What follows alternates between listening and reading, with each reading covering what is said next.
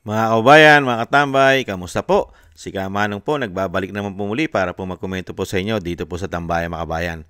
Samahan niyo po inyong lingkod, magkomentuhan po tayo. Magandang umaga po muna sa inyo, tanghali, hapon, gabi.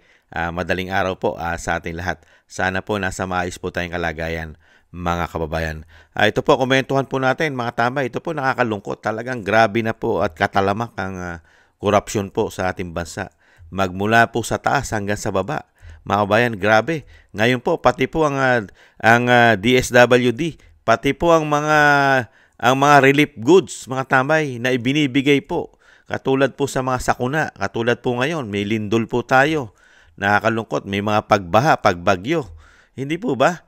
Pero ang mga relief good na hindi na nga ganong karami ang ibinibigay sa atin, kakarampot, mga kabayan, kinukurap pa, binebenta pa. Ibang klase. Talagang ibang klase na po kasamaan ng ating gobyerno, lalo-lalo ang mga nagtatrabaho sa gobyerno natin. Talagang puro po pera ang nasa isip ng mga demonyong ito umano. Walang awa po sa taong bayan. Ibang klase yung gumagawa nito. Ganun po talaga eh. Pagka korap umano ang puno, susundan ka. Halos lahat po sila ay gagawa talaga ng pakinabang para po sa pera. Ganyan na po kasama. Nang pumasok po yata sila ay lalo lumala ng lumala ang korupsyon at lahat ay gustong kumita na. Ibang klase. Pakinggan po natin itong ginawa pong operasyon ng CIDG mga tambay. Dito po sa nagbebenta ng mga relief pack na dapat po yung nakakarating na ito sa taong bayan. Lalo-lalo po ngayon po sa ating kababayan sa Cebu. Hindi po ba? Kaya tuloy. Nako, grabe. We have information from the DSWD that somehow may nagbebenta nga ng mga non-food packs. This is a family clothing kit, no? Na ibebenta sa private individuals, no? That's why nung nag-arrange kami na makipag-negotiate kami and nagkaroon kami ng agreement, no, na they will be selling the family clothing kit. Kita sa surveillance video ang babaeng ito na nagbibilang pa ng pera sa loob ng sasakyan. Ang naturang pera ang ibinayad ng confidential agent ng Philippine National Police, Criminal Investigation and Detection Group National Capital Region na nagpanggap na buyer para bumili ng relief packs sa isang warehouse sa Juan Luna, Tondo, Manila. Ayon kay CIDG NCR Chief Police Lieutenant Colonel John Giagi, aabot sa mahigit sa 15.5 million pesos ang babayaran nila sa seller para sa 6,000 relief packs na nagkakahalaga ng 2,588 pesos kada isa. Ang naturang relief packs may tatak ng Department of Social Welfare and Development o DSWD at may nakalagay na not for sale. Kung ito is lalabas sa merkado, kahit sa private individual, it signifies yung wrong ano natin sa gobyerno, no? Bakit ibinebenta? Dapat libre ito. So luckily with the guidance of our director, naagapan natin agad ito para hindi pa lumabas sa kalye o sa mga private individual, dahil this is intended for relief operations and this again, it is not for sale. Ayon kay Lieutenant Colonel Giagi, kasama sa iniimbestigahan nila ay kung naging supplier ng gobyerno dati ang nahuling individual. Yes, meron kaming information na sila is nagsusupply pa way back 2020 up to nagsusupply na sila, may mga contracts na sila dito. So ang titingnan natin dito is ito ba ipalusot nila then ibebenta nila, or is it over ng production nila? Nonetheless, mere use, misrepresentation ng logo ng is a violation, no? Is a violation. That's why buti na lang po yung maagap yung ating kapulisan. Yan po mga tambay, nakita niyo po, grabe no? May logo pa ng DSWD. Ito po yung mga relief, mga tambay. At Kaya nga lang po nakakalungkot, ang nangyayari po ngayon sa ating bansa, talamak na talamak ang korupsyon. Grabe ang korupsyon. Hindi po ba? Tapos mababalitaan mo na ganito pa rin ang nasa baba. Kaya nga po ito mga tambay, ito po sa Metro Manila pa lang ito. Paano pa yung mga DSWD na meron po tayong mga warehouse ng DSWD? Ibig sabihin, lahat halos sila may gumagawa ng ganyan.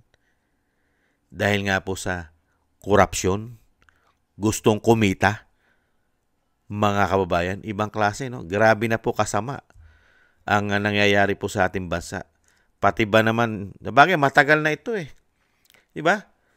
Nung panahon pa nga lang ni Pinoy, pumutok na po yan, yung napakarami pong relief na dadalhin sa Yolanda. Di ba? Yung iba ron, nasira, yung iba ayaw ipamigay, yung iba binebenta, yung mga reliefs. Di ba? Matagal na po yan. Kaya lang, nung panahon po ni dating Pangulong Duterte, hindi po nagkakaganyan.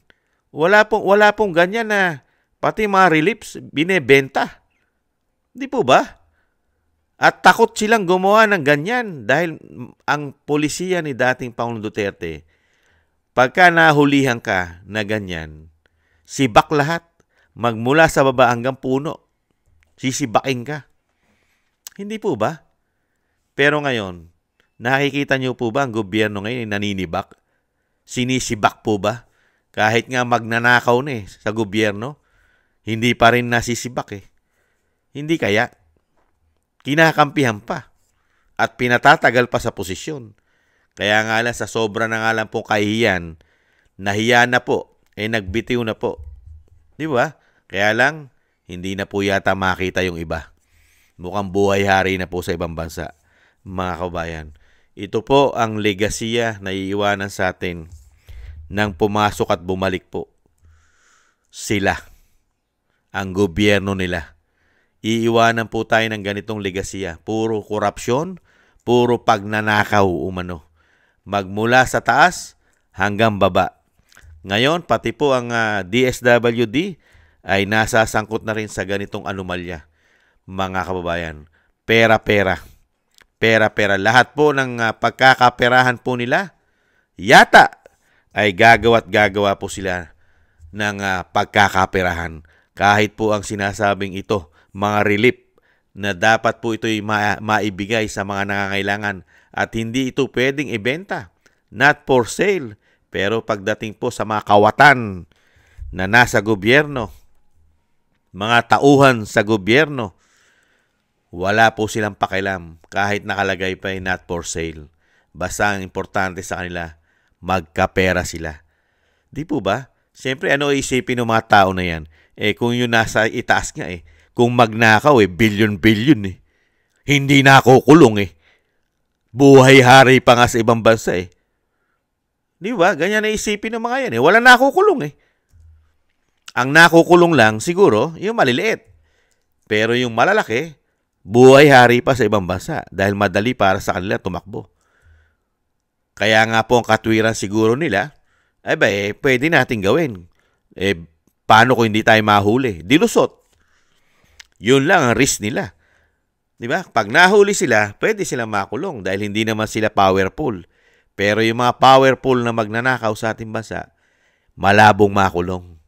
Buhay hari. Dahil pupunta lang sa ibang bansa, buhay hari na sila sa dami ng nanakaw nila. Ganyan po ang nangyayari sa ating bansa, mga kabayan. Kasi wala pong kamay na bakal.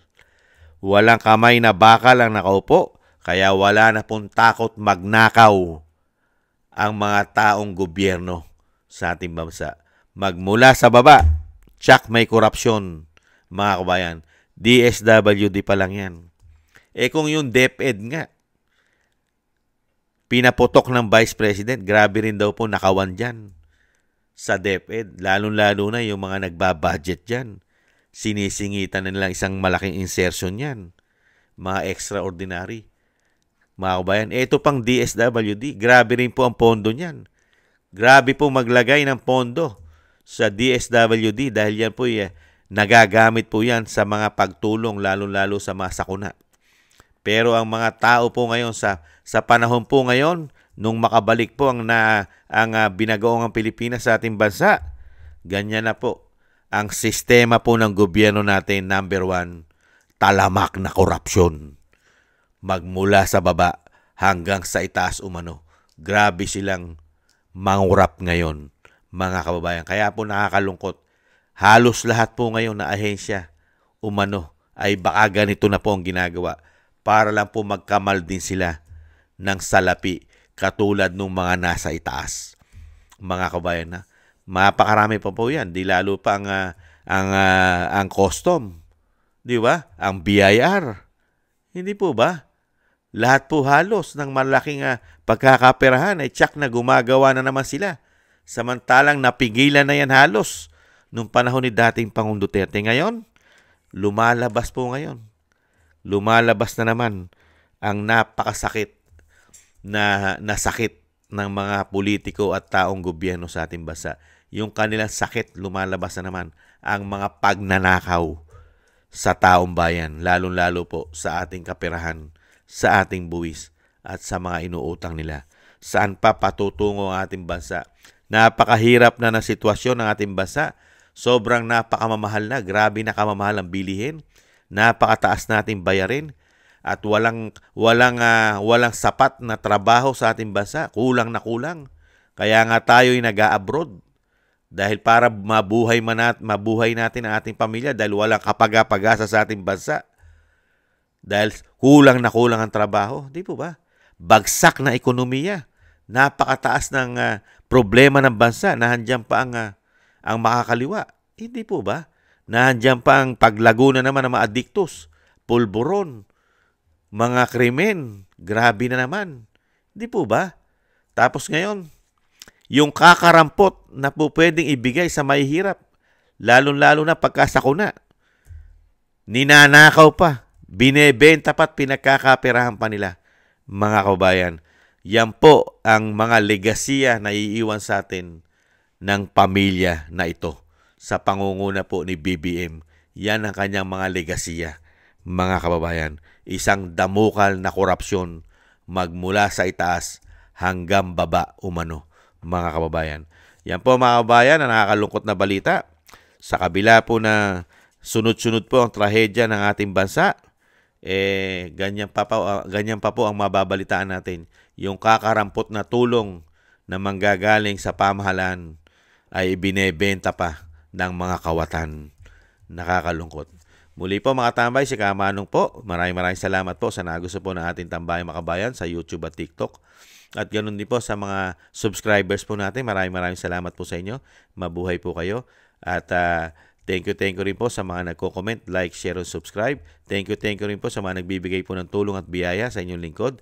Shoutout po sa inyong lahat. Maraming salamat po. At yung dasal at panalangin po natin mga tambay, ay sama po natin sa dasal natin na maingatan po ang pamilya Duterte, ang ating Vice President, ang dating Pangulong Duterte, na maingatan po sila sa kapahamakan at madugtungan pa po ang buhay at kalakasan ng dating Pangulong Duterte at makabalik po siya sa lalong mabilis sa ating bansa. Thank you po sa mga dasal mga kabayan.